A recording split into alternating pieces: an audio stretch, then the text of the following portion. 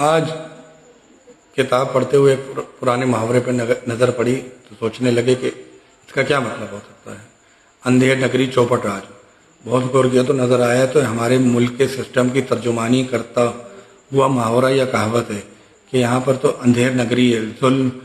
کا بول بالا ہے، انصاف دور تک کہیں موجود نہیں ہے، جس کو دیکھو دکھوں اور تکلیف اور پریشانیوں کی گٹھری اٹھائے پھر رہا ہے اور سامنے والا اپنی گٹھری بھی اس کے کندھے پر لادنے کے چکر میں رہتا ہے۔ عوام پس رہے ہیں، گھٹ رہے ہیں، مر رہے ہیں اور حکمرانوں کی عیاشیاں لگی ہوئی ہیں۔ کہیں وزیروں کی 140% تنخواہوں میں اضافہ ہو رہا ہے تو کہیں شاہوں کے وزیر اعظم، صدر اور دیگر عہدیداران کے بیرون ملک دورے پہ دورے ہو رہے ہیں۔ ادھر پولیس کا ناکے پہ ناکہ چل رہا ہے اور وزیر کا دورے پہ دورہ چل رہا ہے۔ عوام کے حالات دار کو کوئی درست کرنے کو تیار ہی نہیں ہے۔